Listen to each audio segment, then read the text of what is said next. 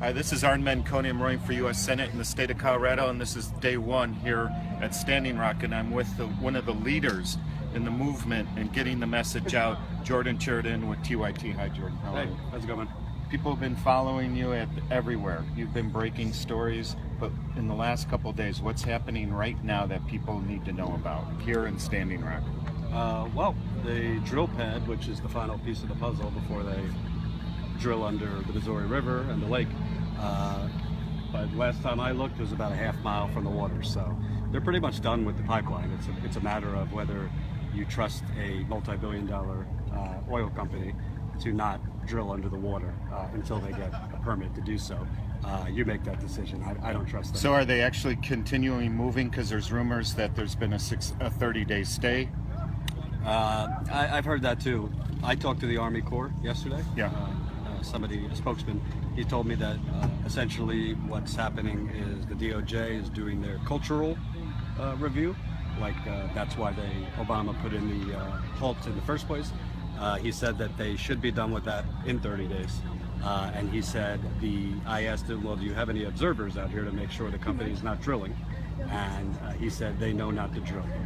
When I asked him, so you are telling me you trust that they're not drilling in the secrecy of night? He said, they know not to drill. Yeah. So you've been very candid and very vocal on Facebook, on Twitter, what do you want people to know? I mean, we were just talking about it before we went on, and this is a big lie. Break it down. How's a big lie? I mean, it's the Wild Wild West. The police are making up laws as they go. And besides, there's human rights violations. They are they are on Army Corps land in many instances where they're not supposed to be, but then they are telling the protectors, you're trespassing, when they are not trespassing. This was at the river the other day where there was this huge standoff between the police and protectors. They were in the wrong. They weren't supposed to be there. They were also on top of a giant hill where ancestors are buried. So the police, who are supposed to be protecting people and implementing the law, are breaking the law, but there's really no one overseeing the police, because the governor of North Dakota has essentially, with a wink and a nod, said, do what you got to do. Right, so you have, but I'm curious to know, is there some kind of collaboration between the federal agencies and the local agencies, or are the federal agencies just turning their back on everything that the state and local agencies are doing? There are Army Corps people here. There's also... and why aren't they protecting the protectors? Well, based on my conversation with a federal tribal lawyer yesterday, who's been working with the tribe for 30 years, the Army Corps has a centuries-long history of shitting on protectors, not protecting them. The Army Corps is, along with the original sins of this country, have stolen land from the Native Americans. And in this situation, when Bismarck, 45 minutes from here, said no to this pipeline being headed through there, they said, all right, let's just do it through here. There wasn't consultation with the tribe here. So, I'm sorry, Bismarck's 90% white, they protested, they rerouted it. Did they have to go through a laborious process in order to reroute it through the Indian reservation? Or did they just say, this is federal grounds, we're just going to go ahead? Did they do any kind of environmental impact study? It's funny you say that, because this is a scandal, actually, that nobody's been really covering. You're supposed to, for a big project, do a full environmental impact study. They say small project, an environmental assessment, I think it's called. Big project, environmental impact study. Well, they looked at this as a small project, which it's not, and the Army Corps of Engineers allowed DAPL to hire an outside company to do the study. Yeah. So literally, the company that you're supposed to be regulating to see whether they should be doing this was able to implement the study. This is really important to me, because I used to be a county commissioner. You could never get away with this anywhere else. So where are the environmental organizations that would be trying to put an injunction and a stop order on this? Well, Earth Justice is the group that... Where's the Sierra Club? Your guess is as good as mine. I mean, they could be here. It's a very big camp. Yeah. I don't know. Right now, the main thing that the Department of Justice is looking at is the cultural impact, less so than the environmental impact. The tribe has asked for a full environmental impact study. That's part of the suit, from my understanding. But essentially, the court case is predominantly about the cultural ramifications, which are obviously digging up sacred burial grounds, but there's also sacred rocks, other artifacts scattered all over this land. Okay. Break it down even one other step. Who owns the land that the pipeline's going through? That's a $64,000 question. Basically, this land, the whole pipeline is on treaty land from the 1851 Fort Laramie Treaty. The problem with that is the federal government has basically stolen that land after the treaty. The federal government offered the Standing Rock Sioux tribe, I believe it's $1 billion for that stolen land, and the Sioux tribe said, fuck off, we're not taking that money, we want our land back. So this is part of a treaty claim that's been out there for a century. But again, the land is part of the 1851 Fort Laramie Treaty. It was chipped away, I believe, in 1944 as part of a public works project where they took a good chunk of the land. But there's no ambiguity. This is Fort Laramie Treaty land. The problem is that's not what the Department of Justice is looking at, and that's not what the judge in the overall case is looking at. So the Doppel Corporation is doing what a lot of corporations do. They're like, sue us, take us to court. We're going to continue going forward. The military or whatever type of sort of security justice is not going in whatsoever and stopping the corporations that are illegally doing what the federal government has tried to stop them to do. But if a protector goes in and tries to stop them, the agencies and the lower level local and state governments are arresting them and throwing them in jail. Listen, I look at a lot of things, whether it's this or the primary I've covered, just common sense, okay? So if an oil company has to pay a few $1 million in fines and penalties versus billions of dollars they're going to make, you think they're going to stop? They're not going to drill and work on the honor system to wait for a permit for the easement, they call it, to drill? No. So essentially, the president talked about, I think a few days ago, let's let it play out, and also, maybe we'll reroute it. There's no time for that kind of talk. I mean, it's pretty much done. It's just a matter of are they drilling? I don't have confirmation of this, but I have been out in the middle of the night and you hear what sounds like drilling. It's not loud, but you hear a buzzing sound. So whether they're drilling or not, we're not able to get in there with cameras because it's blockaded like you're in Iraq here. So essentially, this company is not, in my estimation, is not going to sit there like good old boys and gals and wait for permits or this and that. And by the way, rerouting this, their investors are not going to say, yeah, go ahead, reroute it. We'll give you another couple billion for the project. No. So essentially, the time is of the essence. We can't afford politicians who are waiting till after Tuesday for the election to be over. And the human rights violations we haven't talked about, but they're not reading people their rights. People are getting arrested, have no idea what they're getting arrested for. They are not given a call, which by law you're supposed to get a call. I spoke with an 18-year-old girl arrested, illegally strip searched, was able to make a call, I think the second night she was in jail. Her parents didn't know who she was. You hear stories like that all over the place. They're flying overhead without lights. They're also flying in no-fly zones. But again, it's the wild, wild west because they don't have to follow the law.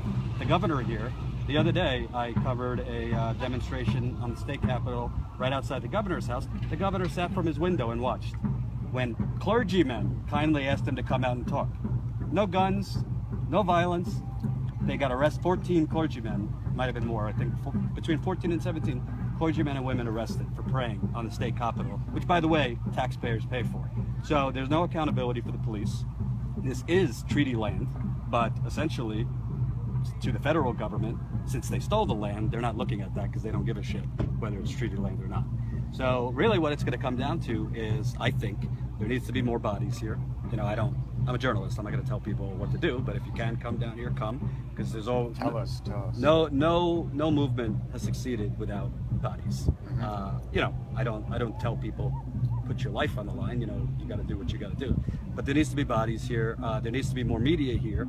They should also know that, in my personal experience, I'm pretty confident that the DAPL is scrambling cell signals because I was here 2 other times. I didn't have a problem making calls, getting Wi-Fi. I got to drive a half hour out most of the time to make a call now.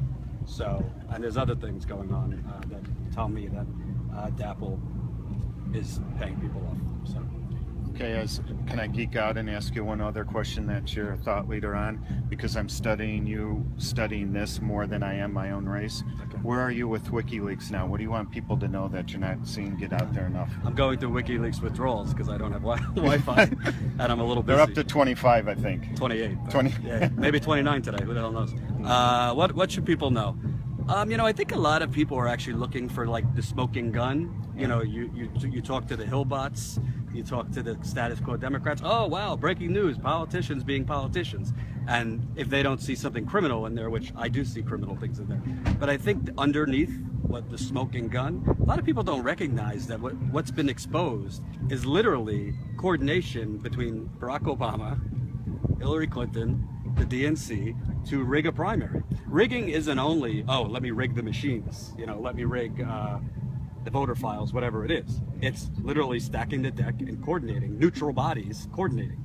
So when people look at whether, I'm not telling, if she wins, I'm not starting a thing like, it's not legitimate, but I think this shows that there is no election integrity because it was stacked from the beginning, whether it was Bernie Sanders running or somebody else. And by the way, if you go back to 2008, because the WikiLeaks is not only about this primary, they have emails from when Obama was running. Right. It shows Obama, before he was elected, was literally getting marching orders from a Citibank executive who he should put in his cabinet and staff, Michael Froman. And guess what? The same list that he was sent, he put into place. So for anyone, there's taglines out, stronger together, make America great, la la la la la. It's all bullshit. And by the way, in terms of a smoking gun, I mean, there are things in there that show direct correlation with the Clinton Foundation while she was Secretary of State. So to me, that is the clearest smoking gun. And that's the big thing that Comey jumped on, and the neoliberal media and followers have jumped on Comey and made that the story. And when you look at Comey has testified and said he's been a lifelong Republican, it gets really hard to determine. It's all a bunch of politicians and political people covering their own ass and looking for things. But he did come out talking about the Clinton Foundation. Well, it's very funny because when Comey exonerated her and didn't file an indictment, I mean, they couldn't say enough nice things about this man. Lifelong civil servant, bipartisan. Now they want his head. The Democrats, that is. So, no, I mean, the bottom line is Comey came out with this because if it came out that the FBI director did not reveal that they found more emails before the election, I mean, he'd be put up at the guillotine, figuratively speaking. So, like, he didn't have a choice. That they're saying, oh, he's trying to help Trump, this and that. Well, if he wanted to help Trump, he would have indicted her in the first place. So, it's nonsense. But you know what? I think what this whole process has shown, I mean, unless they have on camera Hillary Clinton poisoning someone or shooting him in the head, and even maybe not in that instance, I mean, the Clintons and people in their circles play by different rules. And what I think is a positive step, because a lot of people, I think, in the progressive movement are angry and down. But I always say, with this election and everything that's been accomplished, I'd be streaking naked. I mean, you had a 74-year-old Jewish socialist who, in my estimation, won 24 or 25 states. By the books, he won 22. But I think there's movement. I think there's nothing to bring people together like Hillary Clinton. And I think that it's really a matter of when. It's not if, it's when. Because this country, no offense, youth in general, mixed with, caring and moralistic middle-aged and older people, there's not enough establishment people left in 4 years and 8 years. Yeah. And eventually it's going to succeed in electoral victories around the country. I think the Green Party, which you're running on, is going to do a lot better this time around. I think you're going to have actual progressive candidates like Zephyr Teachout win, others like her. And, a lot of people have mixed feelings about Bernie Sanders, but I think Bernie Sanders, he's basically, in interviews, essentially told Hillary Clinton, I'm coming for you. I might have said now, what I had to say, because he thinks Trump is the Loch Ness monster. But I think there's a lot of momentum here, and people can sit there and be angry, and it's rigged, and pity party, or start mobilizing. I couldn't agree with you more. I got arrested last week. I'm telling people, don't wait for us to bomb another hospital. Don't wait for us to attack another country like Yemen. Get out there right now. 5 days left to the election. Watch Jordan, because Jordan has his pulse on what's going on better than anyone out there. And get out here now. Drive out here, come out here, be with the protectors before the election, and let your voices be heard. Thanks. 1 second. Go ahead. A lot of people are, I get too many Facebook messages, so I'm sorry if I don't answer. But a lot of people are asking me for logistics and this and that. Just show up. Google where this is, just show up. Within 5 minutes, you'll have a brother, a sister, a mother, and they'll tell you what you need to do. Bring a lot of sleeping bags, bring a lot of warm clothes. It's very cold out. A lot of warm clothes. And they'll take care of you. Yeah. That's people, as soon as you pull up, people start introducing yourself. All you have to do is GPS, Standing Rock, go to the casino, go north of the casino. There's a bunch of campsites out here. Bring tent, sleeping bags. Come fast. This is the best movement in our lifetime. Let your voices be heard. And by the way, he's a bit of an anarchist. I'm not. So I'm not telling you to try to kill yourself, get arrested. You do what you want to do. But come. That's all I ask. I'm just telling you, follow your heart. Yes. Follow your heart. Peace. Yeah. Thanks. Good stuff. See you. Awesome.